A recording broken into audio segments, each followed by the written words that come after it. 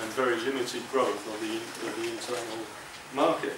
So that explains where this huge flood of money came from, and why the big banks could apparently speculate with some hiccups and crises, as in 2001 and so on, and earlier in 1990, 1991. But they felt themselves to be immune. They thought, well, never mind, we have a crisis, but the Federal Reserve lowers interest rates. So of course, when you get to zero, it's a bit difficult. And then they resort to pumping money in, as they're doing at the present time. Now, just to give you one or a couple of very limited, not limited, but very brief figures on the domination of the finance sector, if I can find it.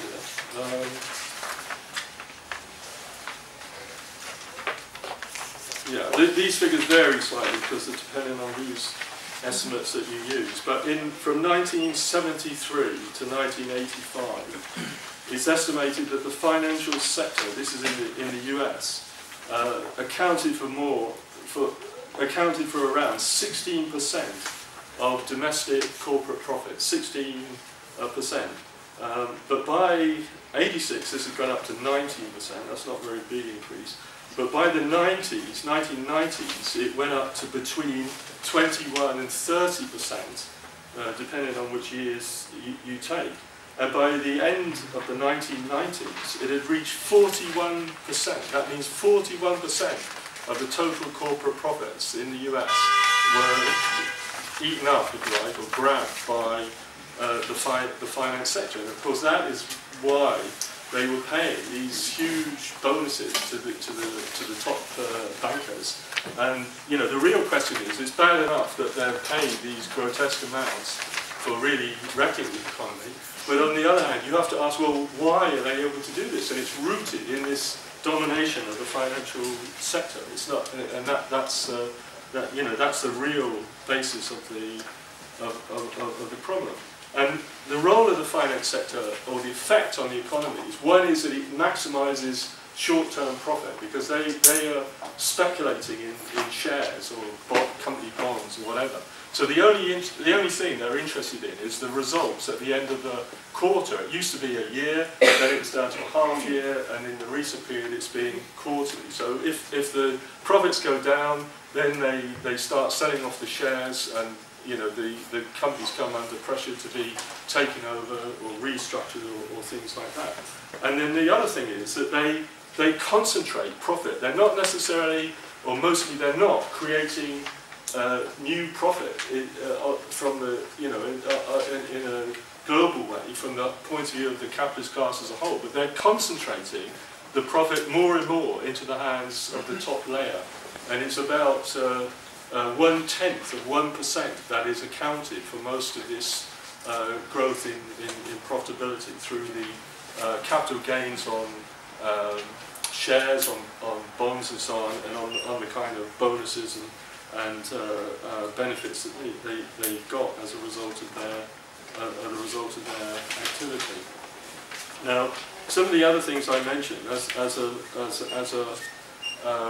features of the last period are, I'm not going to go into. I mentioned free trade, for instance, which is an important issue, but it's really, from the point of view we're discussing today, a mechanism. It's the fact that it sort of institutionalizes. It's a mechanism which institutionalizes the domination of the most powerful capitalist countries, particularly the US, but also Japan and Europe. And it's actually accelerated the unequal distribution of wealth, both within countries, but also between countries, which have grown enormously in the last period. And obviously this is a factor that, in the general sense, produces crisis, because it lowers the share of the income taken by the majority of the population, which means that the demand for goods and services is obviously undermined.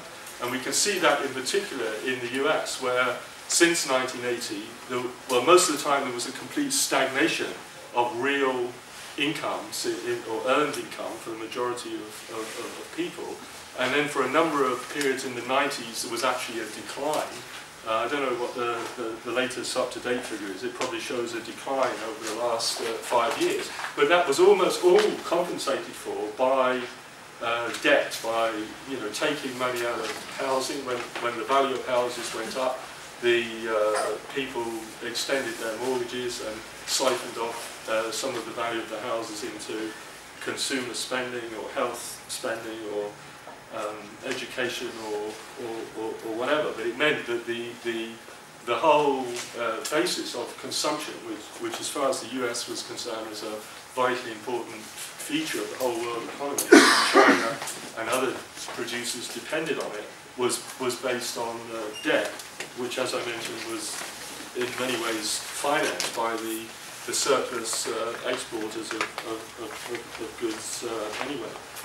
Now, the actual, I do have a section which refers to the relationship between China, section 11, the US-China axis, which is, I say, is the pivot of globalized capitalism in the past period. Now, I have sort of touched on that already, but I think what that refers to is that was almost the dynamo at the centre of the world economy in the 1990s, from about 1994, when globalization and the China-US trade accelerated. And that was, if you like, an interlocking, partnership's the wrong word, but relationship, where they as I mentioned, that the China produced cheap goods, or cheaper goods than could be produced in the advanced capitalist countries. On the other hand, that was done on the basis of very low living standards in China, though they've actually come up for some sections, and there is an emergence of a certain middle class in China, but a small minority strata of the population. And on the other hand, China was forced, really, out of self-interest, to finance the deficits of the US in order to sustain the market. On the other hand, this external or international imbalance was translated into an internal imbalance. So you got the position in the US of deindustrialization, large sectors of industry being wiped out in the late 80s and 90s, lower wages, casualization of labour, reliance on very cheap, intensively exploited immigrant labour, and, as I mentioned, the huge volumes of debt, which kept the whole thing going. And that is now beginning to unwind because it's become unsustainable. Now, the economic crisis of 2007 and following 2007, as I mentioned,